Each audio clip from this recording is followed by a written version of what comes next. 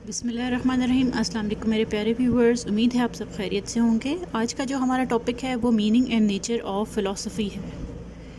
Let's see what is philosophy. Philosophy basically बहुत important role play करता है किसी एजुकेशन सिस्टम में, बिकॉज़ उस फ़िलॉसफ़ी के ऊपर ही बेस्ड करती है हमारे करिकुलम, सिलेबस, पॉलिसी। स्पेशली सबसे पहले पॉलिसी, करिकुलम, सिलेबस, ठीक है, टीचिंग मेथडोलॉजीज़, हर चीज़ हमारी फ़िलॉसफ़ी के ऊपर ही डिपेंड करती है, ठीक है। और हर इंसान की अपनी एक फ़िलॉसफ़ी होती है जिसके थ्रू वो अपनी लाइफ स्पेंड करता है, राइट। एजुकेशन सिस्टम में फ़िलॉसफ़ी बहुत इंपॉर्टेंट रोल प्ले करती है, क्योंकि फ़िलॉसफ़ी ही डायरेक्ट करती है किसी नेशन की कि वो किस तरफ मूव करना है उसने, ठीक है। जब इंसान की क्रिएशन हुई थी तब से ही क्वेश्चंस बहुत ज़्यादा हाईलाइटेड थे, बहुत ज़्यादा लोगों के माइंड में क्वेश्चंस आते थे कि इंसान क्यों बनाया गया, उसका ओरिजिन क्या है, क्या इसका एम या टारगेट है, ठीक है। रिलेशनशिप, डाइवर्स रिलेशंस क्यों हैं, उसकी डेस्टिनी क्या है, ठीक है, दुनिया की डेस्टिनी क्या है, ठीक। इस तरह के बहुत से क्रिटिकल क्वेश्चंस माइंड में आते थे। और एनवायरनमेंट के बारे में भी, इंसान के बारे में भी, ठीक है, अल्लाह ताला के बारे में, गॉड के बारे में भी, ठीक है। तो इस तरह के क्वेश्चंस को आंसर करने के लिए फ़िलोसॉफ़िकल थॉट्स आई हैं। इंसान ने सोचना शुरू किया है, और जो इंसान की सोच है वो एक्चुअली फ़िलासफ़ी होती है उसकी।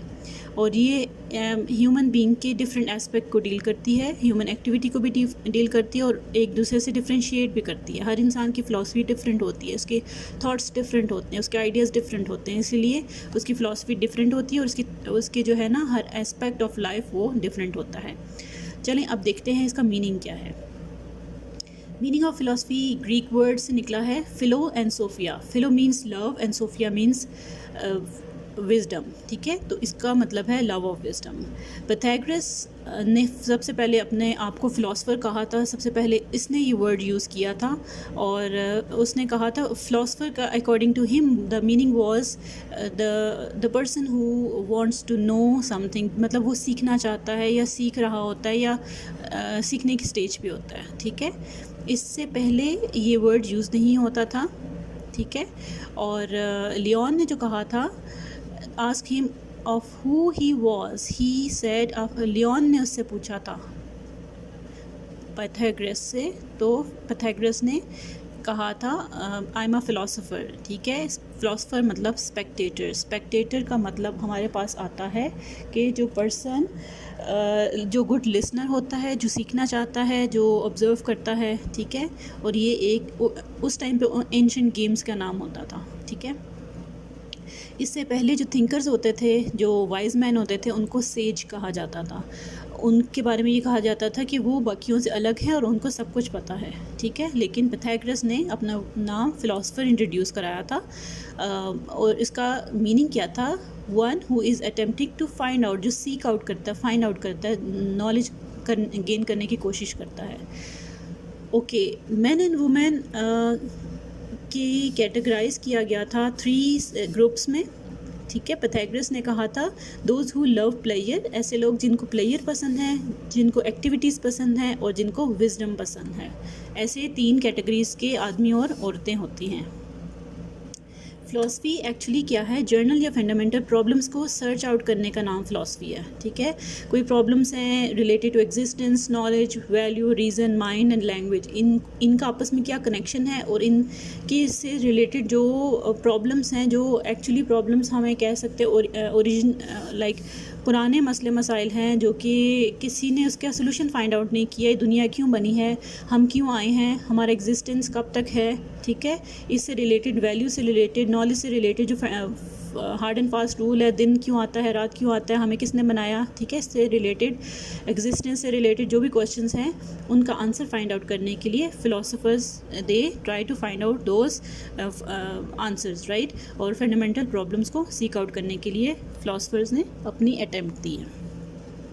रैशनल होते हैं, attempt to formulate, understand and answer the fundamental question, जो बेसिक क्वेश्चंस हमारे माइंड में आते हैं उनको आंसर करने की कोशिश करते हैं। स्पेसिफिक मीनिंग अगर हम देखिए तो फ़िलासफ़ी का स्पेसिफिक मीनिंग प्रिसाइज या डेफिनेट अगर डायरेक्ट हिट करें तो वो डीप थिंकिंग या मेडिटेशन को कहा जाता है, ठीक है।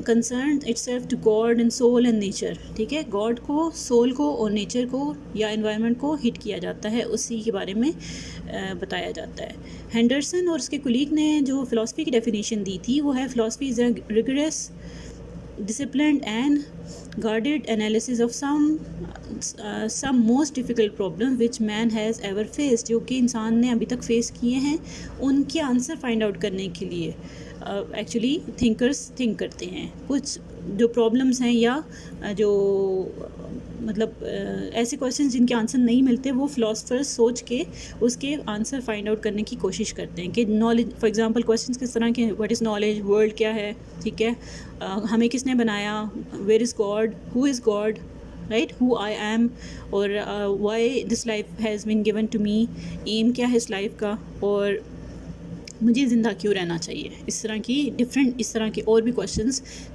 जिन प्रॉब्लम्स को रिजॉल्व फिलोसफर्स ट्राई करते हैं थिंक एंड अल्टीमेट थिंकिंग के थ्रू, वो इसके सॉल्यूशंस या इसके आंसर्स फाइंड आउट करते हैं। Then come about the nature of philosophy. Philosophy basically क्या इसकी नेचर है? Philosophy is a set of views and beliefs about life के बारे में, यूनिवर्स के बारे में, which are often held uncritically उनको वो हेल्ड हैं, मतलब हैं, ठीक है। जैसे कि हर बंदे की अपनी फ़िलासफ़ी होती है, राइट, उसके बिलीव्स होते हैं, उसकी थॉट्स होते हैं, उसकी फ़िलासफ़ी के अकॉर्डिंग कोई चीज़ ठीक हो सकती है और दूसरे की फ़िलासफ़ी के अकॉर्डिंग वही चीज़ गलत भी हो सकती है। तो वो बेसिक सेट ऑफ व्यूज़ हैं, थॉट्स हैं, बिलीव्स हैं, जो कि यूनिवर्स में अनक्रिटिकली हेल्ड होते हैं। देन कम्स सेकेंड जो नेचर है वो है philosophy is a process of reflecting on and criticizing or most deeply held conceptions and beliefs, ठीक है। इसमें आगे फर्दर 2 सेंसेस आते हैं फ़िलासफ़ी के, कि हैविंग जो है आपके पास, या डूइंग जो आप कर रहे हैं, ठीक है। आप इसको इग्नोर नहीं कर सकते हैं कि पर्सनल सेंसेस क्या है आपके, क्या फॉर्मेट है, आप व्हाट यू आर हैविंग, मतलब आप क्या कर रहे हैं, हैविंग जो है आपके पास, एंड डूइंग या आप क्या कर रहे हैं, आपकी वो क्रिटिकल थिंकिंग है, रिफ्लेक्टिव थिंकिंग है, ठीक है, या सेंस है। Then having a philosophy however is not sufficient for doing philosophy. कोई फ़िलासफ़ी आपकी है तो किसी फ़िलासफ़ी को करने के लिए आपकी वो इनफ नहीं होती है। आपको क्या करना होता है? Philosophical attitude is searching and critical, it is open minded and tolerant.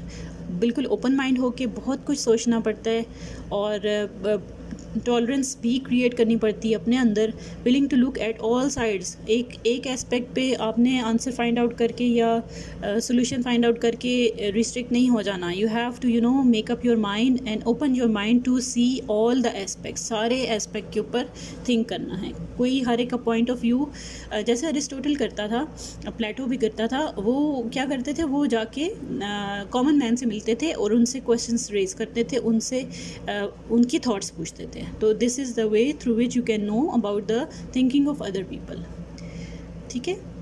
Philosophy को सिर्फ रीड और नो नहीं करना होता, एक्चुअली आपने उसके ऊपर मास्टरी गेन करनी होती है और हर एंगल से उसको देखना होता है, ठीक है। Philosophy are reflective and critical. Then third है philosophy is a rational attempt to look at the world as a whole. दुनिया को जैसा वो है एज अ होल देखना होता है। रैशनल अटैम्प्ट है, बैलेंस्ड अटैम्प्ट है, ठीक है। ऐसा नहीं है कि आप एक एंगल को देखें दूसरे को इग्नोर कर दें।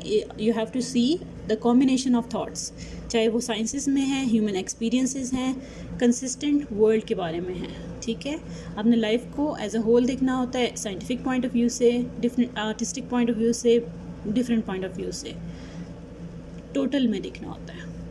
Then philosophy is a logical analysis of language and clarification of the meaning of words and concept. जो अल्फाज की मीनिंग हर कॉन्टेक्स्ट में लोग डिफरेंट परसीव करते हैं और जो उसका कॉन्सेप्ट है वो हर एरिया में, हर जो थॉट है हर नेशन में वो डिफरेंट कंसिडर होता है, ठीक है। तो उसको आपने उसी एंगल से देखना है और उसको क्लैरिफाई करने की कोशिश करनी है। ये एक फंक्शन है फ़िलासफ़ी का, ठीक है। एनालिसिस आपने करना है उन चीज़ों का, मीनिंग ऑफ दोज टर्म्स आपने फाइंड आउट करने हैं और उन लैंग्वेजेस को यूज़ करना है। कुछ फ़िलासफ़र्स ये सोचते हैं कि यही मेन टारगेट है और कुछ क्लेम करते हैं कि ये वन एंगल है फ़िलासफ़ी का, ठीक है। फिफ्थ नेचर हमारे पास क्या आती है? Philosophy is a group of perennial या कंसिस्टेंट या जो ancient problems हैं that interest people and for which philosophers always have sought on answers. जो philosophers find out करने की कोशिश करते हैं कि इन problems के क्या answers हैं, उसको basically search out करना एक philosophy का काम है, एक philosopher का काम है, ठीक है. इंक्वायरी करनी है डीप प्रॉब्लम्स की, ह्यूमन एग्जिस्टेंस से रिलेटेड है, गॉड से रिलेटेड है, कॉस्मिक है या एग्जिस्टेंस से रिलेटेड है, ठीक है. तब तक सर्च आउट करते रहना जब तक सेटिस्फैक्ट्री रिज़ल्ट ना मिले, राइट. और इसके अलावा आंसर्स जो है आपको प्रॉब्लम्स के अनरिजॉल्व नहीं छोड़ने होते, तब तक सर्च आउट करना है जब तक आपको हकीकत से आप कम अक्रॉस ना हो जाएं. ट्रुथ क्या है इसके बारे में नॉलेज, और हर चीज़ के बारे में नॉलेज, राइट और रॉन्ग का जो डिस्क्रिमिनेशन है वो उसके बारे में knowledge. What is life and why I am here, there are many questions like this. Why is there anything at all, right. इससे रिलेटेड और आई थिंक आपको ये कॉन्सेप्ट क्लियर हो गया. I just discussed about the basic concept of philosophy और इसकी जो nature है उससे रिलेटेड मैंने आज जो टॉपिक चूज़ किया था वो है. आई होप आपको कॉन्सेप्ट क्लियर हो गया होगा. आगे मैं इसके बारे में आपको बताऊंगी डेफिनेशन एंड कैरेक्टरिस्टिक्स भी, ब्रांचेस भी, इंपॉर्टेंस भी फ़िलासफ़ी की. उसमें आपको फ़र्दर ये टॉपिक और क्लियर हो जाएगा. मेरे चैनल को सब्सक्राइब करें, लाइक करें, अपने फ्रेंड्स के साथ ज़रूर शेयर करें ताकि उनके नॉलेज में भी ये बेसिक कॉन्सेप्ट्स आ जाएं. और अगर कोई डिफ़िकल्टी है you can come to me, you can ask from me. Comment box में ज़रूर बताइएगा. अपना और अपने प्यारों का बहुत ख्याल रखिएगा. ओके, अल्लाह हाफ़िज़.